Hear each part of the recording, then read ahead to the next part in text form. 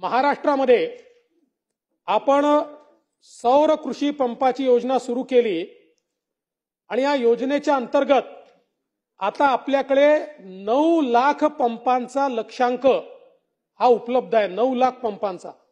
आणि म्हणूनच माननीय वित्तमंत्र्यांनी मागेल त्याला सौर कृषी पंपाची घोषणा केली आहे। आणि मला एक गोष्ट सांगितली पाहिजे की आपण मागच्या वर्षी म्हणजे आता जो वर्ष संपलं 23-24 मार्च पर्यंत 1,12,000 पेड पेंडिंग लोकांना कनेक्शन दिले आहे। हा आजपर्यंतचा रेकॉर्ड आहे। एका वर्षामध्ये 1,12,000 आणि आता पेड पेंडिंग मध्ये फक्त 30,821 एवढी डिमांड आपल्याकडे बाकी आहे, जी सगळी आपण सौर कृषी पंपातनं पूर्ण करतो। कारण आपल्याकडे 9 लाख सौर कृषी पंपाचं आता लक्ष्यांक उपलब्ध आहे। सौर कृषी पंपामध्ये देखील केंद्र सरकार 30% आपल्याला देत आहे आणि नियमाने 30% आपले होते आणि 40% ग्राहकाचे होते। त्याच्यामध्ये राज्य सरकारने निर्णय घेतला की 30% केंद्र सरकारचे आणि 60% हे राज्य सरकारचे आणि शेतकऱ्यांकडून फक्त 10% पैसे त्या ठिकाणी घेण्यात येणार आहे। आणि यासोबत जे शेड्यूल कास्ट आणि शेड्यूल ट्राइब आमचे शेतकरी बांधव आहेत यांना केवळ 5% द्यायचे आहेत।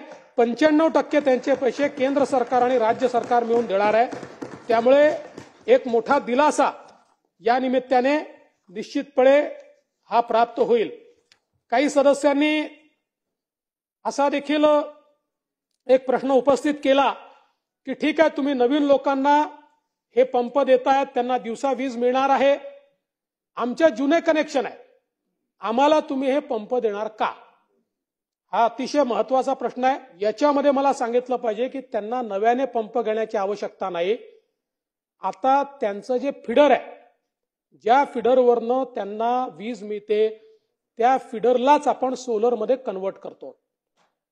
आणि मला सांगताना आनंद वाटतो, हाही देशातला रेकॉर्ड आहे की एका वर्षामध्ये जागा निश्चित करून, जागा हँडओव्हर करून, टेंडर करून 9,000 मेगावॅटचे वर्क ऑर्डर आपण दिलेले आहेत। 9,000 मेगावॅटचे ज्याचं काम सुरू झालंय आणि 18 महिन्यामध्ये त्यांना काम करायचं आहे। त्यांनी 18 महिन्यात काम केलं तर केंद्र सरकार त्यांना 30% सबसिडी देणार आहे। त्यामुळे 18 महिन्यामध्ये 9,000 मेगावॅटचे आपले जे कृषी फीडर आहेत हे सोलरवर जाणार आहेत। ते सोलरवर गेल्यामुळे दिवसाची वीज आमच्या शेतकऱ्यांना त्या ठिकाणी प्राप्त होणार आहे। आणि अनेक लोकांनी प्रश्न उपस्थित केले, नंतरही कदाचित उपस्थित करतील, आज जी काही चर्चा आहे चर्चेतही उपस्थित करतील, दादा उत्तर देतीलच। पण उरलेले आता आपल्याला साधारणपणे 15 ते 16,000 मेगावॅट त्या ठिकाणी वीज कृषी करता लागते। उरलेल्या 6,000 मेगावॅटचं देखील पुढच्या 3 महिन्यात आम्ही नियोजन केलेलं आहे। आणि याचा फायदा काय आहे? एकीकडे शेतकऱ्याला पंप न बदलता दिवसा त्याला ती वीज मिळणार आहे। आज शेतकऱ्याला जी आपण वीज देतो ती आपल्याला 7 रुपयाची पडते आणि शेतकऱ्याचा दर ₹1.25 ते ₹1.50 आहे। त्यामुळे जवळजवळ 5.5 रुपयाची सबसिडी काही थेट आणि काही क्रॉस सबसिडी आपल्याला द्यावी लागते। आता या 9,000 मेगावॅटला जो दर आलेला आहे तो ₹2.81 पासून ₹3.10 दर आलेला आहे।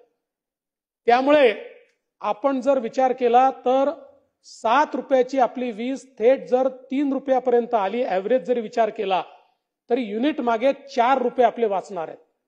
आणि म्हणून काही लोकांनी टीव्हीवर मी बघितलं, त्यांनी म्हटलं की तुम्ही आता निवडणूक आहे म्हणून शेतकऱ्याला मोफत विजेची घोषणा केली, त्यानंतर तुम्ही ते बंद करून टाकाल वगैरे।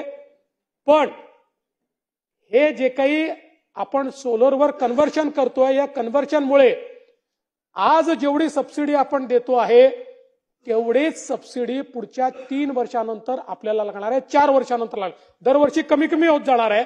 त्यामुळे 4 वर्षानंतर कुठलीही अधिकची सबसिडी न देता आपल्याला शेतकऱ्याला मोफत वीज देता येईल। त्यामुळे राज्यावरचा भार देखील हा 4 वर्षामध्ये रिड्युसिंग बॅलन्सनी 18 महिन्यानंतर रिड्युसिंग बॅलन्सनी हा राज्यावरचा सबसिडीचा भार असणार आहे. आणि म्हणून मला असं वाटतं की अतिशय चांगली अशा प्रकारची योजना ही महाराष्ट्राने केलेली आहे. आणि मला हे सांगताना आनंद वाटतो की ही जी आपली डिस्ट्रीब्युटेड फीडर सौर ऊर्जीकरणाची योजना आहे, केंद्र सरकारने आपल्या महाराष्ट्राचा उल्लेख करून सगळ्या राज्यांना परिपत्रक पाठवलं आहे की त्यांनीही महाराष्ट्राची जी मुख्यमंत्री सौर कृषी वाहिनी योजना आहे ही योजना आपल्या राज्यामध्ये लागू करावी. त्यामुळे याचा एक मोठा फायदा जो आहे हा फायदा निश्चितपणे आपल्याला होणार आहे. आणि म्हणून मी एवढंच सांगू इच्छितो की शेतकऱ्याचा विचार करून एक अतिशय चांगली योजना ही राज्य सरकारच्या वतीनं मांडली आहे. या संदर्भात आपले काही सूचना असतील तर जरूर त्या सूचनांचं स्वागत आहे. आपल्याला सांगायचं की ज्यांना ऑनलाईन करायचंय ना, तर त्यामध्ये जरा अडथळे बरेच आहेत. आणि त्याच्यानंतर ज्या एजन्सीज आपण नेमलेल्या आहेत, ज्या कंपनीजला नेमलेल्या आहेत, त्या कंपनींचं आज जर आपण गती बघितली, तुम्ही सांगितलं 19,000 काहीतरी मेगावॅट सांगितलं की एवढे मेगावॅट झालेत, पण मी सहज एक जालन्याचा आढावा घेतला तर 20%च काम झालेलं आहे. म्हणजे जे काही काम आहे त्याला गती खूप देता येऊ शकेल, एवढंच फक्त लक्षात आणून द्यायचं. आता हा ऑनलाईनचा प्रश्न जो येत होता तो प्रधानमंत्री सूर्यघर योजनेमध्ये येत होता. याच्यामध्ये अडचण नव्हती. याच्यामध्ये तर आपण ऑनलाईन प्रक्रिया अशी राबवली आणि आपल्याला माहिती आहे, आपण घोषित केलं होतं की आवश्यकता पडली तर शेतकऱ्याची जमीन आम्ही किरायाने घेण्याला तयार आहोत, 1 लाख रुपये हेक्टरी आम्ही द्यायला तयार आहोत. पण मला सांगताना आनंद वाटतो की या सगळ्या याच्याकरता जवळजवळ 95% सरकारी जमीनच मिळाली. त्या फिडरच्या बाजूबाजूला सरकारी जमीनच मिळाली. त्यामुळे सगळ्यात मोठा यातला अडथळा हा जमिनीचा होता. जमीन जोपर्यंत हँडओव्हर होत नाही, बाकी तर काय त्यांना वेंडरकडनं विकत घ्यायचं आणि त्या ठिकाणी लावायचं आहे. आज फॉर्च्युनेटली सगळी जमीन हँडओव्हर झालेली आहे. त्यामुळे याच्यामध्ये आता त्या ठिकाणी तो काही प्रश्न नाहीये. आणि त्यांच्यावर 18 महिन्यात करण्याचं बंधन या करता आहे की 18 महिन्यात त्यांनी केलं तरच त्यांना 30% सबसिडी मिळणार आहे. त्यांचा इन्सेंटिव्ह तो आहे की त्या कंपनीला 30% सबसिडी केंद्र सरकार देणार आहे.